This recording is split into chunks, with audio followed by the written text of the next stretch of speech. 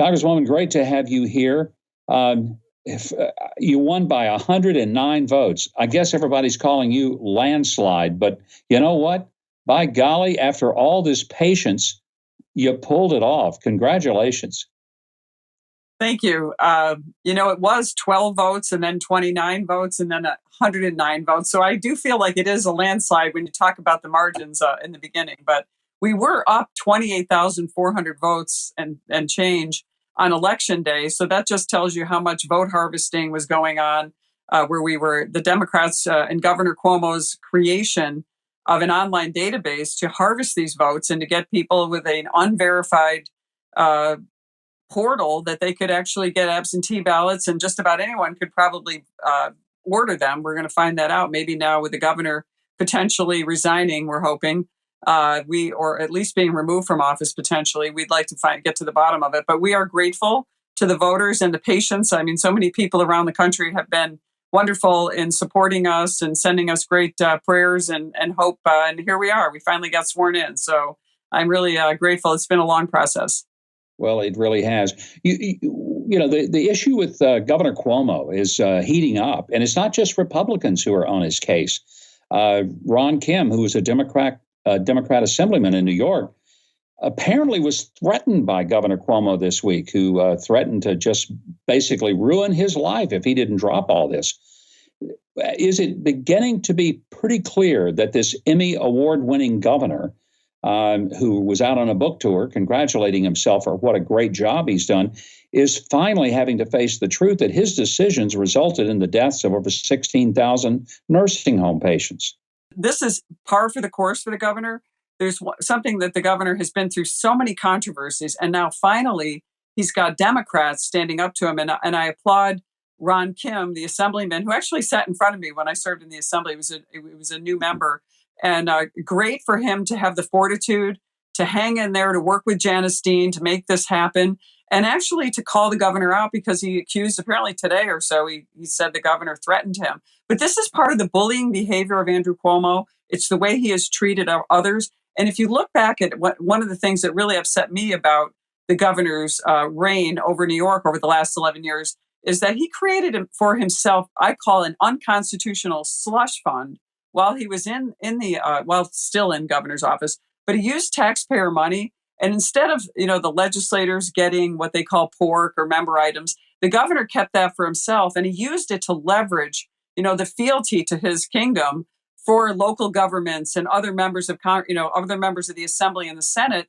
And I've been calling him out for that for years. I mean, it is completely unconstitutional and an abuse of power for him to maintain that fund and to leverage it against other people who really don't have the kind of power he has.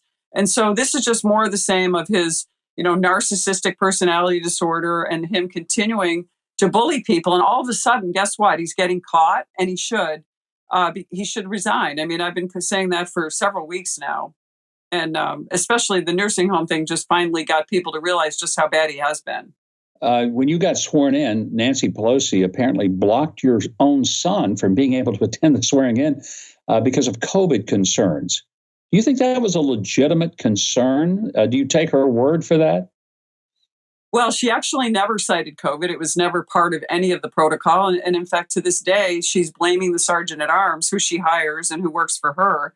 COVID was never part of it. In fact, security concerns were part of it for my son, who graduated from the Naval Academy. He commissioned as a Marine. He's now a captain, and he's the company commander and runs a Marine station. So he's the guy tasked as a logistics officer to manage all the COVID protocols. He's been tested, as I have, and COVID was never raised. It was just something where Nancy Pelosi, similar to Andrew Cuomo, she did it because she could, and it was a heartless gesture. I mean, every other member who got sworn in on January 3rd in what looked like a veritable super spreader, if you see them all in the chamber, there was no one in the House chamber, which is, up at the top in the gallery where visitors go. Everyone else got one family member, and I think she just did it because she can, and that just tells you the kind of leader she is, and what we're up against as Republicans. It's really unfortunate that she did that. So many people are moving out of New York. They're just tired of both Bill de Blasio, the mayor of New York City, and Governor Cuomo, their heavy-handed tactics, especially during COVID. Are people in New York ever going to wake up and realize that electing the left wing of the Democratic Party is destroying their state and the ability of businesses to be able to function and live there and prosper there? The people in New York, we're victims of what New York City, the power that New York City has with so many people to overwhelm our votes upstate New York. But I hope people start waking up and realizing what's happening. I mean, I just looked at not only the abuse of power with the shutdown and the lockdowns and the inability to have our children go to school. It's really a problem here in New York State, and it's been for a long time. And the taxes and the regulations. And now something that really has gotten my attention is watching what has happened in Texas over the last few days has been really disastrous. New York has a very disastrous energy policy that was put in place by our Democrat-run state and led by Andrew Cuomo. If something as devastating as what's happening in Texas were to happen in New York now, it would be a disaster. In 9 years, New Yorkers are now going to have to reduce our dependency on fossil fuels, and that's all fossil fuels. And that's going to be a really difficult task when you think about the way that New York operates with our commerce, with our energy, and the fact that we have some of the richest shale natural gas reserves, the Marcellus and Utica shale, right in my district and near my district, and we're not allowed to touch them. And the reducing emissions and getting into energy independent is something that would be and providing a number of jobs would be a tremendous boon for New York. But Andrew Cuomo has a moratorium on natural gas drilling, and the Democrats bring it through, and they make it happen every year. And they're really hurting businesses in upstate New York and the ability to have jobs. And that's why you're seeing the largest outmigration of people than any other state. I hope people wake up and get out to vote. If my race teaches anybody anything, your vote does count, and we need to get out and vote. And if Republicans voted in the same percentage numbers as the Democrats do in New York City, we could actually take back some statewide seats and really take back this state from what I can see is going to be a potential disaster for us down the road.